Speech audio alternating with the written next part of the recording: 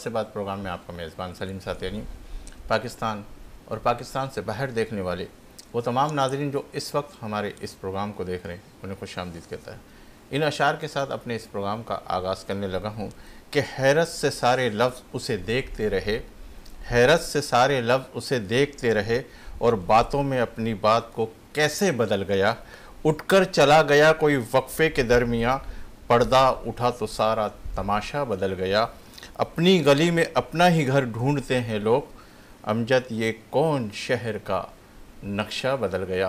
नाज़रीन, आज हम गुफ्तगू करेंगे सियासी माशी इस्तेकाम के हवाले से और लोगों में गैर यकीनी की कैफियत। क्या मुल्क तरक्की की राह पर गामज़न हो रहा है, हो जाएगा या होने वाला है? इस पर गुफ्तगू करेंगे। मेरे साथ तशरीफ़ फरमा प्रिंट मीडिया से ताल्लुक़ रखते सीनियर तज़िया निगार है, मुल्की माशी सियासी अवामी मसाइल पर बड़ा खुल कर बोलते, बहुत अच्छे अंदाज से बोलते सैयद उबैद शाह साहब, इन्हें आज के इस प्रोग्राम में खुशामदीद कहते हैं। अस्सलाम वालेकुम। वालेकुम अस्सलाम सलीम भाई, कैसे हैं? अल्हम्दुलिल्लाह। मेरे दूसरे मेहमान हैं, माशाअल्लाह पेशे के हवाले से बिजनेसमैन है, सीनियर एंकर पर्सन है और बहुत अच्छा अंदाज से सियासी हालात पर तज़िया करते। मेरे साथ तशरीफ़ फरमा मौलवी नदीम साहब, इन्हें भी आज के इस प्रोग्राम में खुशामदीद कहते हैं। अस्सलाम वालेकुम। वालेकुम अस्सलाम जी। कैसे? अच्छा, आज हम गुफ्तगू करने लगे कि माशी सियासी अवामी हालात क्या मंजर पेश कर रहा है। उबैद भाई, आप तो माशाअल्लाह हमारे प्रोग्रामों में भी आते रहे और जो नशेब फराज आपने देखें कि केयर टेकर हुकूमत, उससे पहले की हुकूमत, अब जो मंजरनामा है इसमें बहुत सारी चीज़ें नीचे भी आ रही है, क्या क्या दिखाया जा रहा है? बिस्मिल्लाहिर्रहमानिर्रहीम। सलीम भाई, आप माशी मंजरनामे की बात कर रहे हैं तो वो मतलब मंजरनामा सियासी एक गर्मा गर्म ज़्यादा है। जहाँ तक माशी की बात है तो कमेंडेबल है, मैं सराहूँगा जो अस्करी क़यादत है मुल्क की नई इसलिए कहते हैं कि जब कमांड चेंज होती है तो जाहिर है जो नया शख्स चार्ज संभालता है होता तो वो भी जाहिर है उसका भी कैरियर पिछले 25, 30, 35 साल का फ़ौज से होते आया होता है। कोई आउट ऑफ बॉक्स तो कोई नई बात नहीं होती, लेकिन ख़ुद की जो उसकी लीडरशिप क्वालिटीज़ होती हैं उसकी बुनियाद पर वो एक एजेंडा सेट करता है और आइडेंटिफाई करता है कि मैं किन एरियाज़ में मुझे फोकस करना है, उससे मुल्क पर ओवरऑल फ़र्क पड़ता है। तो अभी जो चीफ़ ऑफ आर्मी स्टाफ ने एजेंडा सेट किया है, जैसे देखें अफ़गान ये जो नेशनल्स हैं और जो दूसरे गैर मुल्की भी हैं, उज़्बेक, चेचक, चेचन, बंगाली, बर्मी, ये इन सब लोगों को जो एक एजेंडा सेट किया गया कि इनको वापस भेजा जाए। इन्होंने गलत नादरा के शनाख्ती कार्ड बनवा लिए हैं, वो उन्हें ढूंढ के मनसूख किया जाए, बग़ैर शनाख्ती कार्ड बनवाए भी रह रहे हैं, उन्हें जो है वापस भेजा जाए। एक बात, इसका इकनॉमी पर एक इम्पेक्ट है, गुड भी और बैड भी। समझते हैं दूसरा, इसमें थोड़ी सी डेट और भी एक्सटेंड करेंगे या नहीं कोई एक्सटेंड क्या, जा रहे हैं अभी इस वक्त भी जा रहे हैं, डेट एक्सटेंड क्या। यहाँ तो रेंजर्स की गाड़ियाँ सुपर हाईवे पे जो अफ़गान बस्तियाँ हैं उनमें जा रही हैं और गैर कानूनी मुहाजिरीन जो मौजूद थे उन्हें फ़ौरन कहा जा रहा है कि भाई अभी आप साथ ही चलें और गाड़ी मौजूद है, वो तो जा रहे हैं, अभी कंटिन्यू है। उनके लिए कहा गया है डेडलाइन का, जिनके बड़े बड़े यहाँ कारोबार हैं, जिनकी बड़ी बड़ी इन्वेस्टमेंट्स हैं और वो इकोनॉमी में डॉक्यूमेंटेड सेक्टर में नहीं है, पैरेलल इकोनॉमी रन कर रहे हैं, ब्लैक इकोनॉमी रन कर रहे हैं, वो अपना समेट ले निकलें वरना फिर उन पर हाथ डाला जाएगा। वैसे तो जा ही रहे हैं लोग अभी भी। आप देखें इस्लामाबाद से 2000 मुहाजिरीन को लंदन बरतानिया भेजा जा रहा है, वो भी शुरू हो गई, फ़्लाइट्स जा रहे हैं। तो एक तो ये वाली बात है। दूसरा, इसके साथ साथ आप देखें स्मगलिंग का जो एक बहुत ज़बरदस्त किस्म का पाकिस्तान की माशी निज़ाम में जड़ें फैल चुकी थी, तो हर चीज़ जो है स्मगल शुदा टके में यहाँ मिलती थी और जो डॉक्यूमेंटेड सेक्टर है, इंडस्ट्री है, वो बुरी तरह से सफ़र कर रही थी। उस पर भी बड़ा ज़बरदस्त काम किया गया।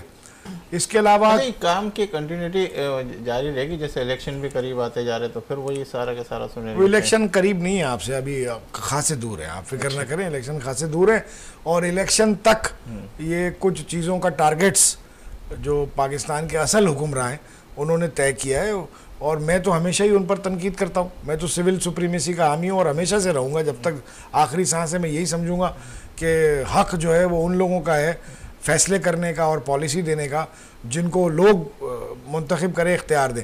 मगर एक निज़ाम पाकिस्तान में एक हकीकत मौजूद है कि असल इख्तियार तो किसी और के पास है, तो उनके जो इक़दामात अभी अच्छे हैं उनको मैं अप्रिशिएट कर रहा हूँ और मैं उनकी तरफ, जैसे आप देखें अभी चंद कुछ दिन पहले, एक महीने और पहले भी बात कही थी कि नाज़िमाबाद में 5 गैर कानूनी हाइड्रेंस सालों से चुप के चल रहे थे, कोई पूछने वाला नहीं था। अभी जब ये माहौल बना तो वो गए जाके उन्होंने वो रेंजर्स की गाड़ियाँ गई, उन्होंने जाके वो हाइड्रेंट्स मिसमार किए, बिल्डोजर खड़े करके मिसमार करवाए। यहाँ छालिया, अभी मैं आपसे जिक्र कर, स्टूडियो में हमारे बात हो रही थी कि छालिया ऐसी बन रही थी जिसमें क्रिस्टल नशा मिलाकर बेचा जा रहा था, सालों से ऐसा हो रहा था, कोई पूछ नहीं रहा था, अभी वो सारा माल पकड़ा गया। कोरंगी में गोडाउन्स में रेंजर्स वाले घूमते रहे और चीनी की बोरियां ढूंढ ढूंढ के बरामद की। एक दावत इस्लामी के एक मदनी भाई थे, उनके पास हजारों बोरियां स्टोर की हुई थी, उन्होंने बरामद की, चीनी का रेट नीचे आ गया। आप देखें गोल्ड इस वक्त 1.25 लाख रुपया नीचे चला गया तकरीबन, थोड़ा बहुत करके। डॉलर देखें, हवाले का कारोबार उरूज पे था, करेंसी की स्मगलिंग हो रही थी, सारा डॉलर दबाया गया, तो आज डॉलर में तकरीबन 40 से 50 रुपए का फर्क आ गया। तो ये फौजी क़यादत कर रही है, जाहिर है निगरान हुकूमत तो कुछ कर ही नहीं रही, बैठी हुई है वहीं, बस घूम फिर रही है निगरान हुकूमत तो बस फौजी कर रहे हैं और अच्छा, इस पे बहुत अच्छा कर रहे हैं, मैं कह रहा हूँ। इस पे गुफ्तगू करते तसलसल बरकरार रहेगा नहीं। नदीम साहब आपकी तरफ आता हूँ। माशाल्लाह प्राइवेटाइजेशन के हवाले से अगर मैं गुफ्तगू करूँ तो इस वक्त जो मौजूदा सूरत हाल है, IMF भी करीब करीब आ रहा है, तो उसके हवाले से आप क्या कहेंगे कि होनी चाहिए नहीं होनी चाहिए? देखिए, प्राइवेटाइजेशन मुल्क के लिए बहुत ही ख़तरनाक होता है। अगर आप बात करते हैं कि गवर्नमेंट के इदारों को ख़त्म करना शुरू कर देंगे तो फिर सारा का सारा जो बोझ है हुकूमत चलाने का वो आवाम पे आ जाता है, क्योंकि टैक्स जो आप लेते हैं या जो टैक्स दे रहे होते हैं उसी टैक्स से जो है ना आपकी हुकूमत चलती है। अगर हम बात करते हैं कि जी इदारे जो है आमतौर पे लोग कहते हैं कि जी नुकसान कर रहे हैं, ये कर रहे हैं, तो वो तो हुकूमत का कसूर है ना जी, कि इदारे नहीं चला पाते। अगर आप चीन की मिसाल देते हैं, 75% जो इदारे हैं वो हुकूमत के हैं, तो कैसे कह सकते हैं कि बहुत से लोग कहते हैं जी हुकूमत का काम नहीं है। फिर हुकूमत का काम है अवाम के लिए, मुल्क के लिए काम करना। तो मैं समझता हूँ ये प्राइवेटाइजेशन का बहुत आसान तरीका जो कि कह दिया जाता है कि जनाब बेच दो, ये नुकसान होता है। आज अगर हम बात करते हैं PIA की, PIA के आप अगर उसको बेच देते हैं तो मुझे ये बताएं जो लोग पाकिस्तानी जो फंस जाते हैं, हालात खराब होते हैं बाहर मुल्कों में, कौन लेके आता है? PIA लाता है। तो क्या हम किसी गैर एयरलाइन को कहेंगे कि हमारी मदद करे उस वक्त? ये देखिए, ये बड़ी स्ट्रैटेजिक प्लानिंग के साथ होता है। ये नहीं है कि आपने उठा के आज PIA बेच दें, कल रेलवे बेच दें, फिर कुछ और बेच दें। आप ये भी देखें ना नदीम साहब के वहाँ हो क्या रहा है, मतलब ये भी तो है कि ड्यूटियों पे लोग नहीं आते, बिल्कुल आराम से काम करते हैं, कोई उसके अंदर चेकिंग पॉइंट नहीं है, बहुत सारी चीज़ें जो ये फुकदान आ रहा। अदर्स एयरलाइंस इससे ज़्यादा अच्छी चल रही है, उसके अंदर सारे के सारी फ्लाइट फुल जा रही है, तो उसमें क्या वजह, ये क्यों फुल नहीं जाती, ये क्यों? देखिए, बात वही है जो मेरे इन्होंने बताया ना कि जी क्यों अचानक से जो है डॉलर नीचे आ गया, वरना लोग तो कहते थे डॉलर तो 350 तक चले जाएगा। क्यों पाकिस्तान की मईशत बेहतर होने लग गई? लोग तो कहते थे मईशत तबाह हो जाएगी। हमेशा करने वाले देखें जो सालों में नहीं कर पाए वो चंद महीनों में कर दिखाया ना। डॉलर भी नीचे आ गया, मईशत भी बेहतर होने लग गई। चीजों को चलाना आना चाहिए। हम ये नहीं कह सकते जी नहीं आता तो बेच दें, क्योंकि देखिए आज जो अगर हम बेचेंगे तो ये नुकसान होगा, फिर तो आप फ्री, कोई कंपटीशन ही नहीं होगा, प्राइवेट ऑर्गेनाइजेशन के हाथ में दे दें आप। वही हो रहा है जी, सीमेंट की कीमतें जो मर्जी आए बढ़ा दे, गवर्नमेंट की कोई सीमेंट की फैक्ट्री नहीं है। जो भी आप इदारा ले लें, गंदम ले लें, फ्लोर मिल्स कितनी है हुकूमत के पास? नहीं है। जो काटल बनता है, जो कीमत बन गई वही करते जाए। आप डिपेंडेंट हो जाते हैं प्राइवेट सेक्टर के लिए। स्कूलों का क्या हाल है? अगर आप प्राइवेट स्कूल्स को आप देखें इतने महंगे फीस क्यों हो रहे हैं? क्योंकि गवर्नमेंट स्कूल जो है म्यार के मुताबिक नहीं चल रहे। तो उस म्यार को कैसे लाया जाए, कौन लाएगा? देखें, गुड गवर्नेंस हम बात करते हैं ना कि ये फला हुकूमत आ जाए, फला पार्टी आ जाए, तो आप पार्टियों से पूछे कि ये 70 सालों में मईशत बेहतर क्यों नहीं हो पा रही है? यहाँ तो कुछ महीनों की हुकूमत आई और उन्होंने बेहतर कर दिया। नजर आ रही है वही सामने जो पार्टियां नजर आ रही है उन्हीं का मुस्तकबिल के ये देखिए, मसला ये है कि हम पार्टी को वोट देते हैं और पार्टी अगर खंबे को भी खड़ा कर देते हैं तो हम उस खंबे को जाके दे देते हैं। पार्टी अगर कोई भी इस चीज को आप पार्टी कहेगी जी ये इस आदमी का नाम है मोबाइल, सबने इस मोबाइल को देना, ये देख नहीं रहे कि ये पार्लियामेंट में आपको रिप्रेजेंट करेगा। क्या ये इस म्यार पे है? इस फुकदान को कैसे पकड़ा जाए? वैसे आपकी तरफ आता हूँ कि जिस तरह आप कह रहे हो कि माशाल्लाह ये काम में तसलसल बरकरार रहेगा या आने वाली हुकूमत आप मैं देखें सलीम भाई मैं समझता हूँ इलेक्शन अभी करीब नहीं है, इसमें टाइम है और इलेक्शन लेकिन आप देख रहे बिलावल भुट्टो साहब भी कह रहे हैं, सब कह रहे हैं बिलावल जरदारी साहब आना। वो मैं उनको कभी बिलावल भुट्टो कहता नहीं हूँ, मैं उनको बिलावल जरदारी ही कहता हूँ हमेशा, कई बार साथी नाराज़ भी हो गए, दोस्त हमारे। मैं बहरहाल उस पर मैं तबसरा बाद में करूँगा। मेरा अर्ज़ ये है कि इलेक्शन अभी करीब नहीं है, ठीक है, और जब तक इलेक्शन के माहौल बनेगा मेरा ख्याल है मईशत बड़ी इम्प्रूव कर जाएगी, बड़ी इम्प्रूव कर जाएगी, काफ़ी बेहतरी आ जाएगी।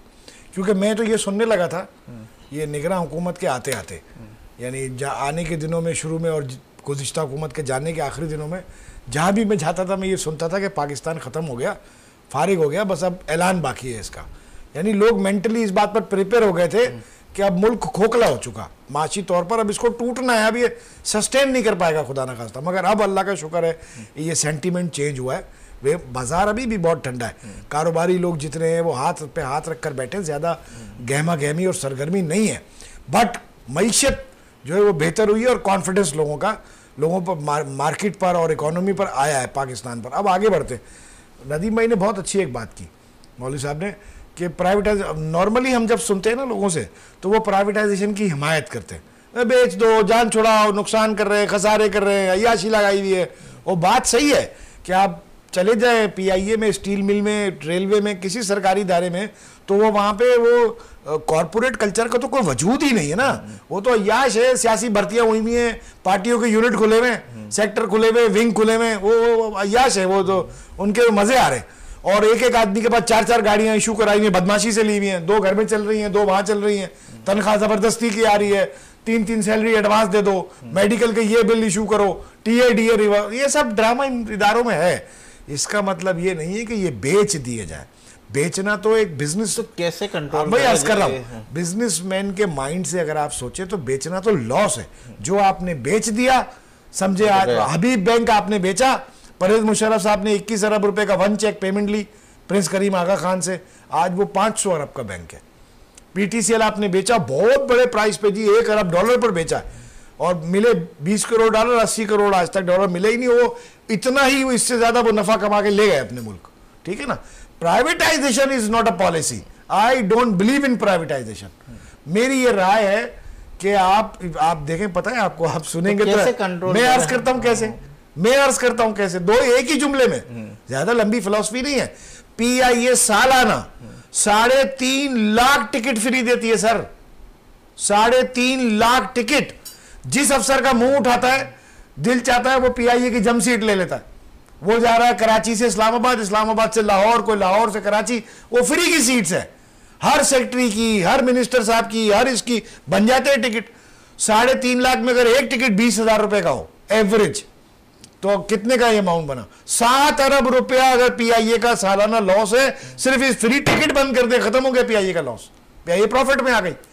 आप 10%, 15%, 20% शेयर दे दें प्राइवेट सेक्टर को और मैनेजमेंट दे दे।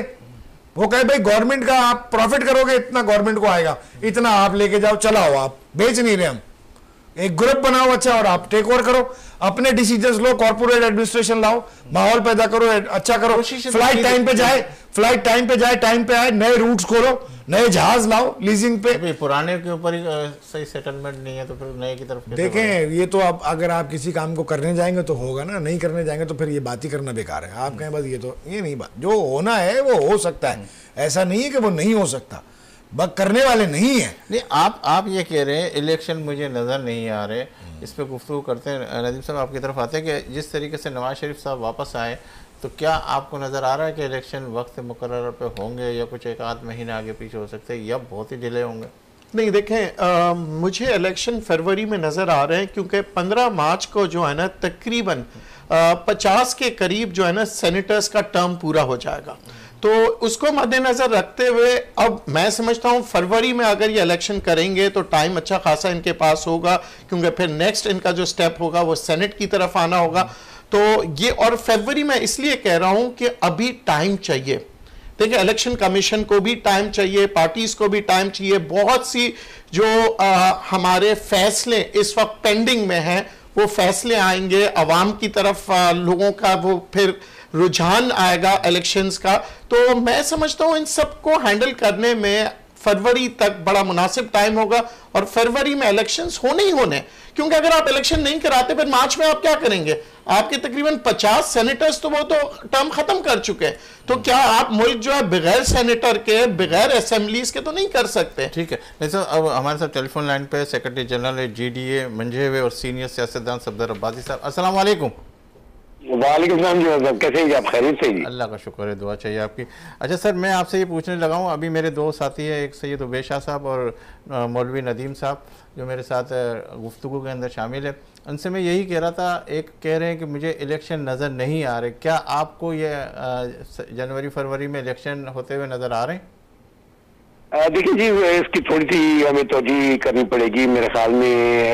ये गुज़श्ता ये जो अनसिक्योरिटी की जो फजा पैदा हुई है, मैं समझता हूँ उसके हमें बैकग्राउंड में जाना बहुत जरूरी है। जी जी। आई थिंक सबसे पहले जो जब पंजाब असेंबली और KP असेंबली को रिजॉल्व किया PTI की गवर्नमेंट ने, तो तकरीबन बाकी जितनी जमातें हैं, उसके बाद जब उन्होंने डिमांड की असेंबलीज की 90 डेज के अंदर, तो वो सुप्रीम कोर्ट का फैसला भी आया, बाकी सारी की सारी जमातों ने असेंबली में खड़े होकर उसको अपोज किया, और जिसकी वजह से जो है ना वो जो है ना जो प्रेशर पड़ा, उस प्रेशर के अंदर इलेक्शन कमीशन ने 1.5 दिन से इनकार कर दिया, सिक्योरिटी की जो एजेंसीज थी उन्होंने सिक्योरिटी देने से इनकार कर दिया, गवर्नमेंट ने पैसे देने से इनकार कर दिया।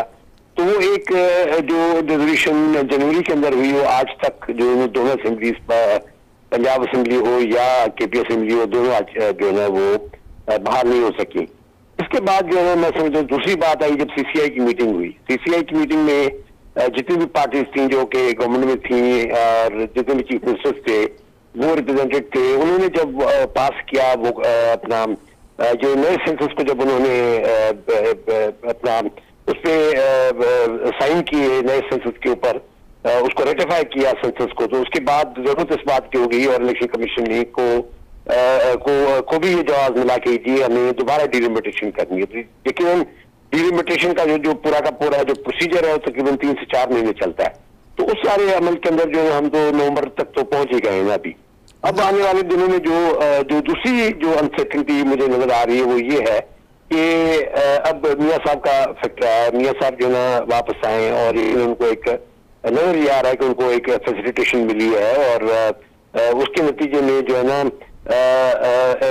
ये नजर आ रहा है कि जी PMLN दोबारा जो है ना खास तौर पर जो है पंजाब के अंदर प्रॉब्ली एक बड़ी दोबारा जो है उसको एक कुव्वत की तरफ जो है ना ले जाने के लिए मियां नवाज शरीफ जरूर कोशिश करेंगे। अब इस सारे अमल के अंदर साथ ही साथ जो है ना पाकिस्तान तहरीक इंसाफ चूंकि एक बहुत बड़ी क्राइसिस से गुजर रही है, जो भी इसके जवाब निकल सकते हैं और जवाब नहीं भी निकल सकते, लेकिन एक वो बड़े क्राइसिस से गुजर रही है। तो मैं समझता हूँ इस बैटल ग्राउंड पंजाब के अंदर जो है ना बहुत सीरियस हुआ है, और मैं समझता हूँ कि मियां साहब के लिए चैलेंज भी ये है कि जी वो आने वाले दिनों में क्या वो अपना वोट बैंक दोबारा बहाल कर लेते हैं, क्या वो जो ना जो उनकी 92 ऑनवर्ड जो ना पंजाब में PMLN का जो फोर्स था और उनकी जो वोटिंग स्ट्रेंथ थी। सफदर साहब, अभी भी मेरे सवाल का अभी तक आप जवाब नहीं आया कि इलेक्शन नजर आ रहे हैं, क्योंकि मैंने आपको मैं ये तमाम अनाज देखिए, मैं एक तवजीह बयान कर रहा हूँ ना, इन तमाम अनाज को जब आप देखते हैं तो गालबन जो जनवरी का तो इलेक्शन मुझे मुश्किल नजर आ रहा है। लेकिन दूसरी बात जो अभी मेरे भाई ने कही उन्होंने जिक्र किया सेनेट के इलेक्शन का, मैं समझता हूँ ये एक ऐसा जो है ना आगे हमें हमारे सामने एक दीवार खड़ी है जिसके अंदर अगर हम नहीं करते तो फिर पाकिस्तान का मौजूदा टोटल जो डेमोक्रेटिक सेटअप है वो बिल्कुल जो है ना वो उसका तहस नहस हो जाता है। तो मैं समझता हूँ कि अब इससे मुश्किल मरहले में तो आप नहीं देखते सफदर साहब तो कि जिस तरह नवाज शरीफ साहब आए तो कुछ ऐसी उम्मीदें हो गई है कि अब इलेक्शन तकरीबन करीब है 70-80%। मेरी नजर में अभी सबसे पहले नवाज शरीफ साहब को जो है ना अपनी वोटिंग स्ट्रेंथ को दोबारा बहाल करना है, उनको ये साबित करना है कि जो चैलेंज उनके आगे सामने है क्या वो उस चैलेंज को मीट कर पाएंगे कि नहीं मीट कर पाएंगे। ये एक बहुत बड़ा सवालिया निशान है आने वाले दिनों में पाकिस्तान के इलेक्शन के हवाले से। नहीं तो आप क्या वजीर आजम किसको देख रहे हैं, बिलावल भुट्टो साहब को या नवाज शरीफ साहब को? या अनफॉर्चुनेटली बिलावल साहब की तो सियासत नवाज साहब ने बहुत ज्यादा उसको डैमेज कर दिया है, और वो वैसे भी वफाक के अंदर पीपल्स पार्टी अभी तो कहीं भी नजर नहीं आती है पंजाब के अंदर या KP के अंदर, तो पार्टी को बहुत बड़ा नुकसान पहुंच चुका है। सिंध में कैसे नजर आ रही है? आप भी सिंध के अंदर है ना, सिंध में कैसी नजर आ रही है पीपल्स पार्टी? सिंध में देखें जी यकीनन 15 साल की गवर्नमेंट है जो भी खत्म हुई है, और एक अब तक जो ये होता है कि 2-2.5 महीने में इलेक्शन हो जाते हैं तो किसी हवाले से कोई कंप्रोमाइज होते हैं, जहाँ सिलेक्शन ऊपर होती है। 2018 कर रहे हैं? हमारा कोई कंप्रोमाइज नहीं, हम ग्रैंड डेमोक्रेटिक अलायंस अपनी जगह पे खड़ा है और हम यकीनन बाकी जमातों को जो है ना कोशिश करें कि जी 1-to-1 फाइट के अंदर जाएं, जिसके अंदर बाकी जमातें भी जो है सारे अमल के अंदर हमारे साथ जो है अपना किसी इलाक की या किसी अंडरस्टैंडिंग की पोजीशन पे आए।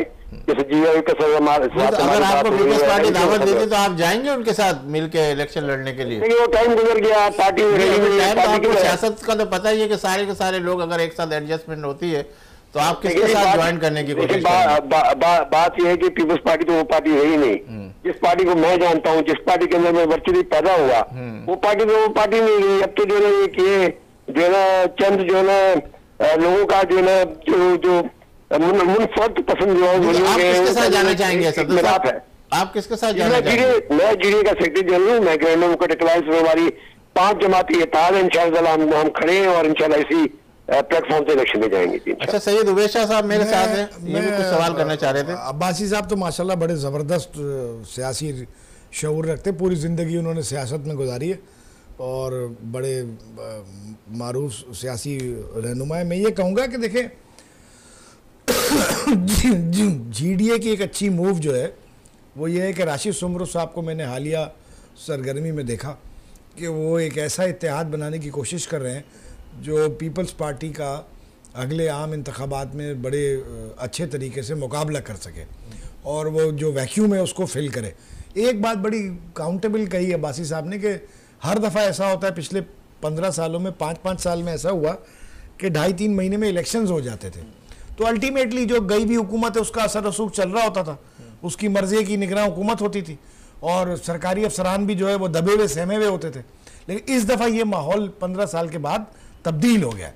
अब वो माहौल नहीं है, ठीक है ना, और कंट्रोल जो है वो ओरिजिनली कंट्रोल वो लोग नहीं आए जिन्हें जाती हुई हुकूमत ने चाहा काबीना में लाना। सवाल और हाँ नहीं, मैं तो अपनी राय दे रहा हूँ। सवाल तो अब्बासी साहब से करना मेरा बनता नहीं, मैं तो सिर्फ यही कह रहा हूँ कि जो जीडीए का माहौल अब बना है, बल्कि मैं मशवरा दूंगा भाई साहब को कि मशवरा दूंगा कि कुछ अपना किरदार बढ़ाने के लिए लोगों तक ज़रा ज़्यादा जाएं, लोगों में घुले मिलें, ताकि ये जो और जमीन। अच्छा आप एक तो हमारे उवैस शाह का कोई जवाब भी आप दे सकते हैं और मैं ये कहूँगा कि आपका मंशूर क्या, आपकी पार्टी का मंशूर क्या है, ताकि हम आपकी बात को आगे पहुँचा सकें कि इस वक्त जो हमारे पूरे पाकिस्तान में और दीगर ममालिक में ये प्रोग्राम देखा जा रहा है। देखिए मेरे से सवाल है जी। जी जी आपसे सवाल है। देखिए जी, शाह साहब ने बिल्कुल जो दुरुस्त बात कही है। एक्चुअली क्या कि जी हमारा एक मॉडल 2018 के इलेक्शन में लाड़काना अवामी इत्तेहाद एक हमने बनाया था, जिसके अंदर तमाम जो ना फोर्सेस जो थे वो लाड़काना अवामी इत्तेहाद में शामिल हुए, जिसके अंदर जीवाई शामिल थी, जिसके अंदर PMLN शामिल थी, उसमें SPP के हमारे दोस्त थे। तो हमने यहाँ पे मिलकर एक इलेक्शन लड़ा और लाड़काना के अंदर जो है ना मोहम्मद अब्बासी जो मेरे भतीजे हैं, हम वो जीडीए के प्लेटफॉर्म से 2 दफा, यानी एक दफा जनरल इलेक्शन जीते, फिर उनको डिफीट करवाया गया, उसके बाद भी जो है बाई इलेक्शन जीते। तो हमने जो है यहाँ पे एक मॉडल बनाया, जिस मॉडल को हमने कोशिश की कि जीपी साहब हमारे जो जीडीए के सरबराह हैं उनसे गुफ्तगू चुनीद है, उनसे मुशावरत के बाद जो है ये फैसला किया हमने कि भाई इसको हम जो है सिंध के लेवल पे बड़ा करें और तमाम वो जमातें जो कि ज्यादा हमदर्दी किस तरफ जाने की है? सिंध में अगर आप आते हैं तो किससे अटैचमेंट हो सकता है आपका? लेकिन ये सब तो ये सारी की सारी जो मेरी तो वैसे सेक्रेटरी जनरल जीडीए के, क्योंकि बाकी जमातें जीडीए का ऐसा नहीं है। मसलन JUI हमारे इत्तेहादी जरूर हैं और इस MKM के साथ हमने अभी जो लीडर ऑफ ऑपोजिशन के मसले पे हमने उनको सपोर्ट किया और उनकी हमने लीडर ऑफ ऑपोजिशन की थ्रू ही हमने जो है ये जो भी नेगोशिएशन हुई केटिकल गवर्नमेंट की, हमने उसमें इनडायरेक्ट हिस्सा भी लिया। तो मैं समझता हूँ कि आने वाले दिन में जितनी भी सियासी जमातें जो कि इस वक्त पीपल्स पार्टी से नाला है, इसमें मौजूदा पीपल्स पार्टी में बहुत से अपने जो इत्तेहादी से उनसे जो अपने आप को दूरी इख्तियार की हुई है। तो तमाम लोग इस वजह चाहते हैं कि सिंध के अंदर ये तब्दीली आए और सिंध के अवाम सबसे ज्यादा जरूरी समझते हैं। इसी के 15 साल के अंदर जो सिंध की तबाही है, शहरों की तबाही है, देहातों की तबाही है, जो स्कूल है। अच्छा सब्दा साहब, मैं आखिरी सवाल आपसे ये करने लगा। बिल्कुल आपकी बात समझ में आ गई कि जिस तरीके से सुनहरी हो वो सब सामने है। नवाज शरीफ मुल्क संभालने आए, क्या वो संभाल देंगे इस मुल्क को? सबसे पहले तो मैंने बताया आपको, ये कहा कि सबसे पहले तो मियां साहब को अपनी वो पोजीशन जो उन्होंने पंजाब के अंदर खास तौर पर जो लूज की है इतने सारे ऐसे के अंदर बाहर रह के, और पीछे उनकी जो 16 महीने की जो पीडीएम की गवर्नमेंट थी उसने बहुत ज्यादा नुकसान पहुंचाया है पीएमएलएन को। सबसे पहले तो मियां साहब को जो है ये जब भी वो अपने केसेस से फारिग हो, सबसे पहले अवाम नास के अंदर उन्होंने अपनी उस पोजीशन को बहाल करना जो 92 से लेकर और 2008 बल्कि 2018 तक जो उनकी पोजीशन पंजाब के अंदर रही।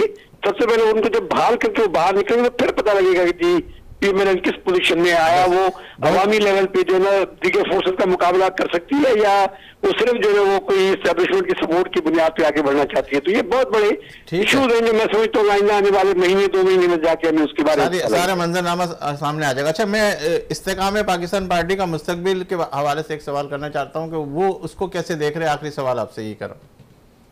देखिए, इस्तेकाम पाकिस्तान पार्टी मेरी नजर में तो अभी तक तो जो पीटीआई को लोग छोड़ के गए हैं वो आए हुए, अभी तक उन्होंने जरूर पार्टी अपनी रजिस्टर करा लिया है, निशान भी डाल उनको मिल गया है, लेकिन अभी उनकी एक्टिविटी ग्राउंड पे नहीं है। अभी उनकी सारी की सारी जो भी एक्टिविटी है वो ड्राइंग रूम तक महदूद है। तो इसके अंदर सबसे बड़ी बात होती है कि जब आप कोई भी सियासी जमात बनाते हैं तो जब तक आप उसको ग्राउंड पे एक्टिवेट नहीं करते तो आपका पूरा पोटेंशियल नहीं समझ आता। तब तक आप सिर्फ चंद इलेक्टेबल्स को इकट्ठा करके कोई सियासी जमात को जो है मैंने समझा कोई बड़ी सियासी जमात बहुत शुक्रिया, आपने हमें वक्त दिया। माशाल्लाह बहुत अच्छी बातें थी आपकी। उम्मीद है कि इंशाल्लाह ताला अल्लाह से दुआ करते हैं जो भी हमारे मुल्क के लिए अच्छा हो अल्लाह पाक उससे कामयाब करे। जी उबैद साहब, आपकी तरफ आता हूँ कि इस वक्त जो अगर हम पीपल्स पार्टी जिस तरीके से वो कह रहे हैं कि सिंध के अंदर वो सिचुएशन नज़र नहीं आ रही और ये देख रहे हैं आप बकौल आपके कि अब कुछ सारी चेंजिंग आ रही, तो क्या आप रिजल्टों के अंदर कुछ? हाँ, मेरा ये ख्याल है कि जो अब अगला स्टेज तैयार हो रहा है पॉलिटिकल, वो ये है कि इस्तेकाम पाकिस्तान पार्टी का आपने कहा ना, वो तो स्टेपनी है। वो थोड़े से इलेक्टेबल्स को जमा, उनका असल काम था पीटीआई को तोड़ना, और पीटीआई के टूटने से जो दूसरे सियासी लोग हैं उन्हें कोई ना कोई किसी न किसी जगह जाना है तो उन्हें एक प्लेटफॉर्म दे देना कि भाई यहाँ आ जाओ। उनको वोट शोट नहीं मिलने, वो स्टार वॉल्ट्स नहीं है, उनमें कुछ इलेक्टेबल्स आएंगे जो अगली हुकूमत, मियाँ साहब तो वज़ीर आज़म बनने के लिए आए हैं ना, लेकिन जी अब बनने के लिए आए हैं, अब बन जाएंगे वो तो अल्लाह को पता, आए बनने के लिए है, मेरा ये अर्ज़ है। तो वो मोहतरमा वो मरियम भाई जिस तरह साहब तो कहती है कि बस अब हम आ गए मुल्क सर, जिस तरह नैब की गाड़ी के चारों टायर पंचर हुए हैं उनके आगे, वो बनने के लिए ही आए हैं वज़ीर आज़म। एम ही तो नहीं, किसी ने तो हवा निकाली है ना इन टायरों से, या किसी ने तो कीलें घुसाई ना इन टायरों में, तो वो बनने के लिए आए हैं। मगर बात यह है कि वो ऐसे वो 2/3 मेजॉरिटी वाली पाकिस्तान की कोई हालात ना है, ना पाकिस्तान में हजम हो सकती है वो, तो ऐसी मिली जुली सरकार बनती है जब भी बनती है, ताकि वो पीछे जो कुछ ताकतें हैं वो अपना हिसाब किताब चला सके। तो इस्तेकाम पाकिस्तान पार्टी तो स्टेप नहीं बनेगी। जहाँ तक सिंध की बात है, मुख्तसर बात करता हूँ, नदीम भाई को भी टाइम देना है आपने। मुख्तसर बात ये कि सिंध के जो हालात है ना, सिंध में ऐसा किया जा रहा है, मैं क्यों कह रहा हूँ कि आगे बढ़ेंगे, ये सेनेट का तो कोई सलूशन निकल आएगा, उसको आप भूल जाएं। हमारे पास पटारी में बहुत होते हैं, बड़े बड़े निकल आते हैं जब ज़रूरत पड़ती है, वो सेनेट का कोई इशू नहीं है, बढ़ेंगे आगे इलेक्शन। मैं भी यही हूँ, आप भी यही हैं, बढ़ेंगे आगे। बात यह है कि सिंध में ये इसी टाइम के दौरान टाइम दिया जाएगा। हाँ, बस आप देखेंगे ना, फार्मूला निकलेगा ना सर। अच्छा। लेकिन ये है कि बढ़ेंगे आगे, और ये हालात पैदा किए जाएंगे कि मियाँ साहब के मुकदमात धुल जाएं, कुछ वो आ जाए, लेवल प्लेइंग फील्ड जो वज़ीर आज़म साहब कहते हैं ना, वो इमरान खान साहब को न मिले, उसका पूरा बंदोबस्त हो जाए, इस्तेकाम पाकिस्तान पार्टी थोड़ा अपना काम वाम कर ले। इधर सिंध में ये हालात होंगे कि जमीयत उलमा इस्लाम और ये GDA और 2-3 कौम परस्त जमातें और MQM और शायद ऐन मुमकिन तौर पर जमात इस्लामी वगैरह भी, इसका एक कुछ शक्ल निकलेगी, ताकि ये नंबर अपना पूरा जो है ना कोई 80-85 पर ले जाए। कुछ MQM की सीटें, कुछ जो है वो जमीयत उलमा की सीटें, कुछ पीर साहब की सीटें, कुछ GDA की, कुछ मिला जुला के नंबर पूरा हो कि गवर्नमेंट एक दूसरी गवर्नमेंट, अल्टरनेट गवर्नमेंट बन सके। ये मेरी एक राय है। तो आप क्या चेयरमैन PTI का क्या मुस्तकबिल देख रहे? फिलहाल तो तारीख है।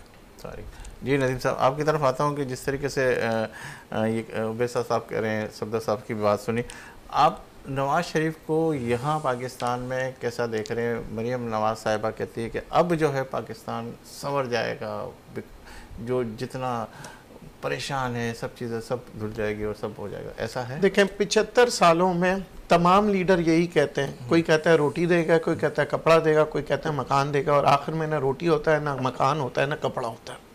अब सिलसिला ये है कि बातें करना बड़ा आसान है, मंशूर बनाना बड़ा अच्छा होता है, और हमेशा सारी पार्टियों के मंशूर बहुत अच्छे होते हैं, मगर जब कारकर्दगी पे आते हैं वो कहते हैं हम मजबूर हैं, हमारे पास प्रॉब्लम्स हैं, हम इस तरह कर नहीं सकते। बहुतों ने मंशूर ये भी दिया था पाकिस्तान के लिए कि जी पाकिस्तान जो है एशिया का टाइगर बन जाएगा, बहुतों ने कहा था जी कराची में पानी आ जाएगा, समंदर का पानी, मतलब ये सारी चीज बात ये करना पड़ेगा। लोग उन्हीं को तो लेकर आते हैं। देखिए अभी नहीं, अभी अवाम में शऊर आ चुका है, अभी सोशल मीडिया का दौर है। अब अवाम कहेगी कि जनाब आप कह रहे हैं ना कि मईशत को बेहतर करना है, आप हमें फॉर्मूला बता दें, हमें बताएं। लेकिन ये जो इस वक्त अवाम तो निकलती भी तो नहीं है। नहीं, देखिए अवाम का निकलना चाहिए भी नहीं। सड़कों पे कभी भी चीजें बेहतर नहीं हुई 75 सालों में। थर्ड वर्ल्ड कंट्रीज हमेशा गुर्बत में क्यों आ जाते हैं? क्योंकि वो रोडों पे आते हैं। एहतिजाज की तरफ नहीं जा रहा मैं, ये कह रहा हूँ कि अवाम में भी तो वो नहीं है ना, वो कहते हैं बस जब होगा जब निकलेंगे। नहीं, देखिए अब अवाम में शऊर आ रहा है। अवाम ये कहती है ना कि 70 सालों में क्रैकडाउन नहीं हुआ, आज कैसे हो गया? चंद माह में स्मगलिंग कैसे रोक दिया आपने अफगानिस्तान में? अवाम अब पूछ रही है, आप तो कह रहे थे मुल्क डिफॉल्ट पे कर रहा है, डॉलर कैसे आ गया?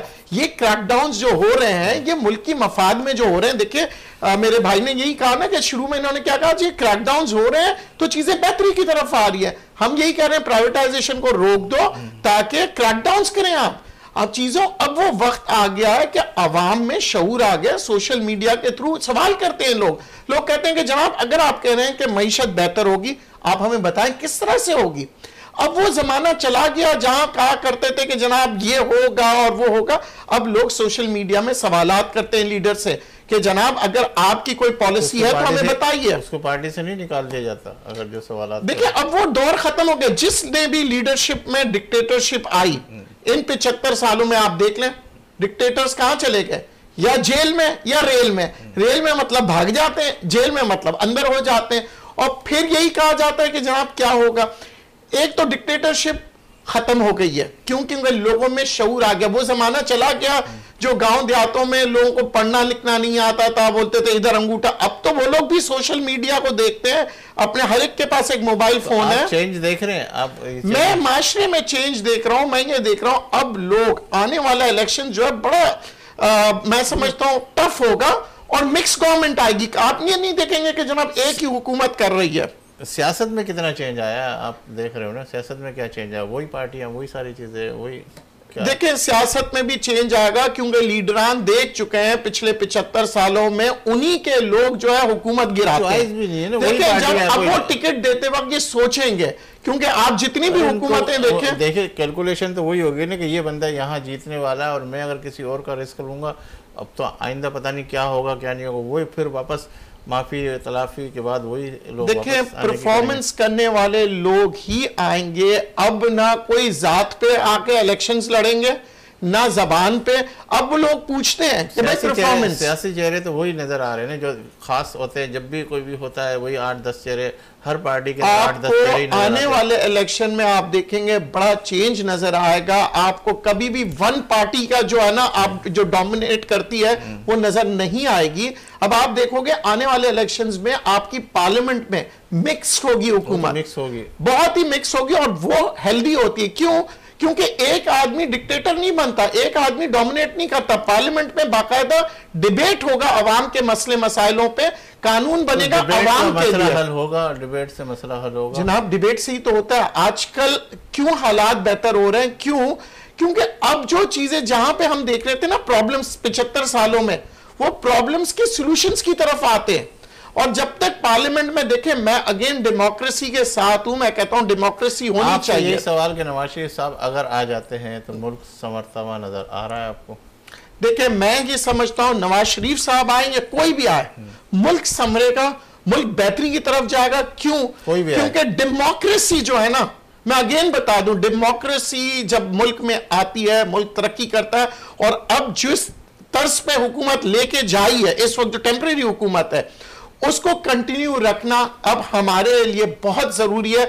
उनकी पॉलिसीज की बात कह रहे हैं कि इसका मतलब है कि थोड़ा सा टाइम पीरियड और देना नहीं चाहिए। मैं कह रहा हूं देखिए वो जो स्प्रिट है ये टेम्पररी हुकूमत है, इलेक्शंस मेरे हिसाब से तो फरवरी में होंगे, मगर जो स्प्रिट है कि चीजें आप बेहतरीन की तरफ लाएं, चीजें भी तो निभानी होगी, दोस्तियां भी निभानी होगी, ऊपर जो कुर्बानियां भी होती है, बहुत सारी चीजें होती है, उसके हिसाब से सब सारे सेटलमेंट भी तो होते हैं। देखें जिस टीम ने, जिस कौम ने, जिस सियासतदान ने मेरिट को साइड पे रख के दोस्तियां निभाई हैं, उनकी अपनी पार्टी खत्म हो जाती है, ये तारीख गवाह है। तो अब वो गलती मेरे ख्याल से नहीं करेंगे कोई भी पार्टी, क्योंकि पार्टी ने अगर आगे मुस्तकबिल में काम करना है तो उन्हें मेरिट पे करना पड़ेगा। और ये जो नई पार्टी आपने कही ना, ये जहांगीर तरीन साहब कौन है? बिजनेसमैन है। अलीम खान कौन है? बिजनेसमैन है। तो ये अपना जो मंशूर में लेके आएंगे तो ये बड़ा अच्छा एक आपको फॉर्मूला दे सकेंगे कि भाई कारोबार किस तरह किया जाए। इनके मंशूर में इकोनॉमिक एक्टिविटीज आपको नजर आएगा। और सेकंड, इलेक्टेबल्स जो है ना, मतलब वो काफी धक्का खा चुके हैं। तो आपको कुछ इनसे मिलेगा, कुछ पीपल्स पार्टी का होगा, कुछ जीडीए का होगा, तो एक गुलदस्ता बनेगा पार्लियामेंट में। चले ऐसा गुलदस्ता भी हम देखते हैं। आप कह रहे हैं कि इलेक्शन नहीं, जबकि हम देख रहे हैं कि लोग जो है ना, अभी आप देख रहे हो कि मीडिया के ऊपर ये खबर भी चल रही है कि सहाफ़ियों को भी एक पास के हवाले से, इंटरनेशनल सहाफ़ियों की बात की जा रही है कि वो भी कवरेज के लिए आ सकते हैं। उसके वो इलेक्शन होंगे तो जरूर आएंगे, जब होंगे तो नहीं, तो इलेक्शन के हो रहे हैं तभी तो ये उसके लिए कहा जा रहा है कि आप इसलिए तो नहीं जमा कराएं, उनको इसलिए तो नहीं बुलाया जा रहा कि करवाएं आगे, जब होंगे तो बुला लिया जाएगा। नहीं तो अभी से अगर ये देखे मेरी बात सुने, दिखाया जा रहा है कि भाई अब आप अप्लाई कर सकते हैं, जब कुछ ना कुछ होने वाला तभी तो अप्लाई के लिए कहा जाता, नहीं तो कभी भी वो नहीं। इंटरनेशनल लेवल के ऊपर अगर ये बात कही जा रही हो उसके बाद खामोशी हो जाए तो बड़ी। देखें ये तो अवाम तो इंगेज रहते हैं ना, अवाम को तो इंगेज रखना होता है, वो इंगेज रहेंगे, लेकिन गैर महसूस तरीके से और मुनासिब ग्राउंड्स पे मुनासिब तौजीहात के साथ ये वक्त और बढ़ेगा आगे। ये बात मेरी ये राय। नवाज़ शरीफ साहब के बारे में देखें, नून लीग के बारे में आप ये समझ लें कि वो इलेक्शन में इंटरेस्टेड नहीं है, ना हो तो ना हो। अभी तो उनका माहौल ही नहीं इलेक्शन का। आप कहें कि हम अगले महीने करा रहे तो वो तो चीख उठेंगे, भाई ये क्या बात हुई, हमें तो लेवल प्लेइंग फील्ड ही नहीं मिली। अभी तो मियाँ साहब को बहाल होना है, नाअहली के ख़िलाफ़ ऑर्डर आना है, मुकदमात मुअत्तल होने हैं, उनके कागजात जमा होने और मंजूर होने वाले हालात पैदा होने हैं, ठीक है ना। पहली तो ये बात है।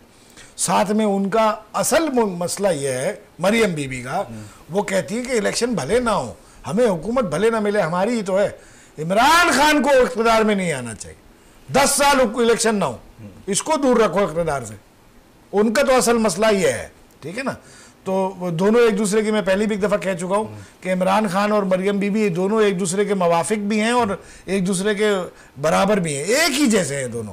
नहीं, अब बिलावल भुट्टो को कैसे देख रहे हैं आप? बिलावल भुट्टो साहब तो इलेक्शन, बिलावल जरदारी साहब देखें, बिलावल जरदारी साहब की मैं ज़ाती तौर पर तबसरा करना नहीं चाहता, बड़े एक लीडर हैं और बड़े मजे हुए ज़ीरक सियासतदान का एक उनमें से अंदाज़ झलकता है। उनके वालिद साहब की उन पर छाप है जो मतलब कोई राय लोग आम तौर पर, अमूमी तौर पर अच्छी नहीं पाई जाती है उनके बारे में माली मामलात के हवाले से, लेकिन वो एक बड़े कदावर सियासतदान है, एक कौमी पार्टी के सरबराह है और उनमें से छलकता है एक उनका जो कॉन्फिडेंस है, उनका जो सोच है, दूर की नज़र है। फ़िलहाल उनका वफाकी सतह पर हुकूमत बनाने का कोई स्कोप नहीं है। जो जैसे सफदर अब्बासी साहब ने कहा, सूबाई सतह पे है, सूबाई सतह पे, सूबाई सतह पर मैं अभी अर्ज़ कर चुका हूँ जो अगले हालात नज़र आ रहे हैं जिसकी तैयारियाँ की जा रही, मैं भी अर्ज़ कर चुका हूँ कि एक मुतवाज़ी सियासी ताकत जो है बनाने की कोशिश की जा रही है, क्योंकि पीपल्स पार्टी की तो बहुत 15 सालों में रूट्स बन गई ना, हर जगह एक बड़ा टोला है जिसने हर तरफ जो है लोगों को, अपने ग्रुप के लोगों को फ़ायदा पहुँचाया और उसका बदला वो इलेक्शन में लेते हैं। जरदारी साहब ने इससे पिछले इलेक्शन में क्या किया था? जरदारी साहब ने इससे पिछले इलेक्शन में 50,000 नौकरियां बांटी थी। सिंध में तो हर आदमी को सरकारी नौकरी चाहिए, कुछ नहीं करना उसको, सही आप जान ले लो, सरकारी नौकरी दो बस। कहाँ पे है? समझे, प्राइवेट सेक्टर में काम करने को तैयार नहीं कोई सिंध का नौजवान। अयाज लतीफ पलीजो साहब कहते हैं सिंध के नौजवानों को कि भाई ड्राइविंग सीखो, कुकिंग सीखो, कंप्यूटर सीखो, फला सीखो, प्राइवेट सेक्टर में जाओ, नर्सिंग सीखो, मेडिकल, कुछ ना कुछ टेक्निकल स्किल लो, लेकिन यहाँ हर किसी को सरकारी नौकरी चाहिए। उनके पास टोटका है, वो वोट लेने का टोटका हल है उनके पास। हर वो वडेरे को, ताकतवर आदमी को कहते पीपल्स पार्टी का टिकट ले लो और नौकरियां देते, बांटो। चले, अगर हम पीपल्स पार्टी, नवाज शरीफ, नून लीग, अगर इसके अलावा मैं MQM को देखता हूँ, JUP को देखता हूँ, इस्तेकाम पार्टी को देखता हूँ, तो उनका क्या मुस्तकबिल नज़र आ रहा है आपको? इस्तेकाम पाकिस्तान पार्टी का कोई मुस्तकबिल नहीं है, स्टपनी है। मैंने अर्ज़ किया आपसे, जब जब ज़रूरत पड़ेगी निकाल के थोड़ा सा जैक उठाएगा, वो नहीं है। यहाँ अलबत्ता ये है कि सिंध में ऐसे हालात बनाने की कोशिश की जा रही है कि जिसमें जमीयत उलमा इस्लाम, GDA, MQM और कौम परस्त 2-3 तंजीमें, इनके मामलात जो है ना बढ़ जाए, इनका एक पॉलिटिकल पोजीशन बढ़ जाए, इनको वोट इतना पड़े कि किसी की 10 सीट, किसी की 12 सीट, किसी की 15 सीट मिलके 80-85 के फिगर पे आ जाए। MQM 40 सीटें 45 सीटें लेती रही है सिंध में। अच्छा, महंगाई की तरफ अगर मैं आऊँ, जिस तरीके से महंगाई एकदम थोड़ी सी कंट्रोल हुई, इसका तसल्सल, जिस तरह पेट्रोल की कीमत कम आई है, तो क्या आइंदा आने वाले दिनों के अंदर भी कुछ इस तरह की सूरत हाल नज़र आएगी? देखिए, ये बहुत अच्छी बात पे आप आ गए, इख्तितामी लम्हात है। मैं आपको एक अर्ज़ करूँ, पाकिस्तान में बिजली के 42 करोड़ यूनिट सालाना मुफ्त दिए जाते हैं। 42 करोड़ यूनिट, ठीक है ना। अगर एक यूनिट आप 18-20 रुपये 22 रुपये का भी लगा ले तो आप नंबर देख सकते हैं कि कहाँ जा रहा है, ठीक है ना। तो पाकिस्तान को अगर तरक्की करनी है, सरवाइव करना है, चलना है, तो पाकिस्तान को ये जो तरीका है ना, ये जो रविश है, ये बदलनी होगी। इसको तो ख़ात्मा करना ही होगा, इसके अलावा तो कोई चारा नहीं है। करेगा कौन? आप नए टैक्स लगा के करेगा कौन, तो आप ये आई डोंट नो, मैंने ये नहीं कहा कौन करेगा या कोई कर सकता है, मैंने कहा इसके बगैर चारा नहीं है। यानी मैं आप बैठ जाएं या मैं बैठ जाऊं, कोई भी बैठ जाए, करना यही पड़ेगा। ये है सर्वाइवल, इसके बगैर सर्वाइवल नहीं होगा। ये फ्री के पेट्रोल, ये एयर कंडीशन 24 घंटों का चलना सरकारी महकमों में, ये लंबी लंबी गाड़ियों के प्रोटोकॉल्स, ये बिजली के फ्री यूनिट, ये एयरलाइंस के फ्री टिकट, ये अब कल्चर ख़त्म करना होगा। आप गरीब पर टैक्सेशन जितनी बढ़ाते जाएंगे पैसे निकालने के लिए, आप अपना टीपा करते चले जाएंगे, बिल्कुल लेट जाएंगे। इख्तिताम की तरफ आपका सफ़र जो है ना वो तेज़ होता जाएगा। अगर आपको सरवाइव करना है, आप आए हुकूमत में या मैं आऊँ, कोई भी आए, आपको ये सारे ये मराहत जो है ना, नाजायज़ मराहत, इनका इख्तिताम करना होगा। नंबर 1 बात, लेकिन फौरी नहीं है, थोड़ा आहिस्ते आहिस्ते, स्टेप बाय स्टेप, नहीं तो एकदम सारा के सारा माहौल चेंज हो जाएगा। फ़लस्तीन के हवाले से एक दो बात कर लें, फिर उसके बाद फ़लस्तीन के बारे में मैं क्या कहूँ। इसराइल को हक है, वो मारे उनको, बिल्कुल सही है इसराइल का मारना उनको, इसराइल के बाद ताकत है। हम तो क्या मुस्लिम बिरादर ये वो फालतू बातें करते, हम टिकटॉक पर डांस करने में बिजी हैं, ठीक है ना। हम जो है वो प्रैंक्स करने में बिजी हैं, हम नशों में लगे हुए हैं, हमारे यहाँ डांस पार्टियाँ हो रही हैं। हमारा कोई क्या, हम फ़लस्तीन की हैं, वी स्टैंड विद फ़लस्तीन, इससे कुछ नहीं होता उनका, क्या फ़ायदा है? क्या करें? कुछ भी नहीं कर सकते सर, हम फारिग हैं इस मामले में। वो फ़लस्तीनियों ने आखिर में वो गज़ा की पूरी पट्टी खाली करनी है। आज जो उन्होंने बम्बार्डमेंट की है ना, वो पूरी उन्होंने कारपेट बम्बार्डमेंट की है, पूरी 42 किलोमीटर शुरू से लेकर आखिर तक। वेस्ट बैंक को बख्शा हुआ उनकी मेहरबानी, लेकिन ये गज़ा की पट्टी तो तकरीबन उन्होंने खाली करा लेनी है इस दफ़ा। तो हमने कुछ नहीं करना, बातों से थोड़ी कुछ होता है। वी स्टैंड विद फ़लस्तीन, फ़लस्तीन का झंडा लगा लिया, घोड़े पे चले आ रहे हैं, शार फैसल पे मार्च कर रहे हैं, वो क्या आप फजूल बातें हैं भाई, कुछ नहीं होना इससे। बस आप फ़लस्तीन से हाथ धो लें बस आप। जी नदीम साहब, आपसे मैं आखिरी कुछ 1-2 मिनट है मेरे पास, तो उसमें कोई ऐसा मैसेज देना चाह रहे हैं फ़लस्तीन के हवाले से भी और इसके हालात के हवाले से भी? देखिए, अंग्रेज़ हमेशा यूनाइटेड होकर सैंक्शंस लगाता है, तो क्या हम मुसलमान इकट्ठा होकर सैंक्शंस नहीं लगा सकते? क्या हम उनके प्रोडक्ट को इस्तेमाल करना बंद नहीं कर सकते? जब हम महसूस करेंगे ना कि यही वाकया अल्लाह ना करे हमारे मुल्क में होता, हमारे बच्चे मर रहे होते, तो क्या हम उनके प्रोडक्ट्स खरीद रहे होते? आज हर पाकिस्तानी, हर मुसलमान को यह सोचना चाहिए कि उनके प्रोडक्ट्स को इस्तेमाल ना करें, ताकि एक ऐसा सैंक्शन लगे ताकि उनको एहसास हो। देखें, हमेशा कहते हैं कि 2 मार बहुत बुरी होती है, एक पेट की मार होती है, ठीक है ना, और दूसरी जो मार होती है वो होती है जनाब इंसान के जज्बात से खेलना। तो वो हमारे जज्बात से खेल लें तो हम उनके पेट पे मार सकते हैं, हम उनके सारे प्रोडक्ट्स, और ये मैं आज आपको बताऊं सिर्फ पाकिस्तान में नहीं, अमेरिका में, यूरोप में, दुनिया भर में लोग इंसानियत के लिए उठ रहे हैं और उनके प्रोडक्ट्स जो है इस्तेमाल नहीं कर रहे। और इसकी मिसाल आप डाउ जोन्स में जाके देख लें, वो तमाम कंपनियां जो है इस वक्त नेगेटिविटी की तरफ जा रही है जो किसी जमाने में पॉजिटिव थी। क्यों? क्योंकि उनका ताल्लुक जिनका भी ज्यूस से है, यहूदियों से है, लोगों ने, मुसलमान ने नहीं बल्कि गैर मुस्लिम्स ने भी उनके प्रोडक्ट इस्तेमाल करना बंद कर दिए। आज हमें यह सोचना चाहिए जब गैर मुल्क में गैर मुस्लिम वो प्रोडक्ट इस्तेमाल नहीं कर रहे तो हम क्यों कर रहे हैं? ठीक है। उबैसा साहब, आप आखिरी कोई जुमला? बस मैं यही कहूँगा, देखें यहूदियों ने हज़ारों साल जो है ना अपने एक मकसद के लिए अपनी तैयारी की है, अपनी अगली नस्ल को अपनी लिगेसी मुंतकिल की है, और वो एक मकसद है उनका हैकल को तामीर करना। आंखें उनकी उसी तरफ मरकूज़ हैं कि हमें ये अपना मकसद हासिल करना है। अगली नस्ल पिछली वाली का एजेंडा लेके आगे बढ़ जाती है।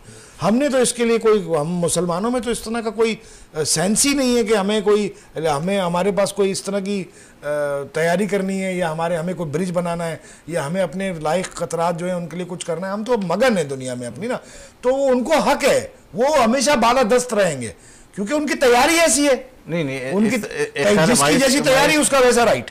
देखिए मेरी अर्ज सुने ना, बुरा लगेगा आपको सुनने में, और लोगों को भी बुरा लगेगा। इसराइल को क्या, इसराइल बिल्कुल वक्त मेरे पास खत्म हो गया। बहुत शुक्रिया नदीम साहब, बहुत शुक्रिया। मैं ये कहूँगा लफ्ज़ों में नहीं, हकीकत के अंदर हमें कुछ करना है, हमें अपना भी एहतसाब करना है। और वाकई ही इस वक्त जो मुल्क की हालत है, फ़लस्तीन की हालत है, इस हवाले से मैं ये कहूँगा कि लफ्ज़ों से नहीं बात होगी बल्कि अमली तौर पर कुछ ना कुछ करना पड़ेगा। जिस तरह बाइकाट की बात की गई, बाइकाट भी अगर होना शुरू हो जाए तो बहुत कुछ हो सकता है। और मैं मुतमईन हूँ, अगरचे ख़राब है माहौल, मैं मुतमईन हूँ अगरचे ख़राब है माहौल, ख़ज़ा के बाद का मौसम बाहर होता है। इन्हीं अल्फाज के साथ दीजिए मुझे इजाज़त। इंशाअल्लाह ज़िंदगी रही अल्लाह लाए तो फिर आपसे मुलाकात का शर्फ हासिल करेंगे। और जब भी आपका हाथ दुआ के लिए उठे तो इस खाकसार को और वतन अज़ीज़ को अपनी दुआ में ज़रूर शामिल कीजिएगा। अल्लाह हाफ़िज़।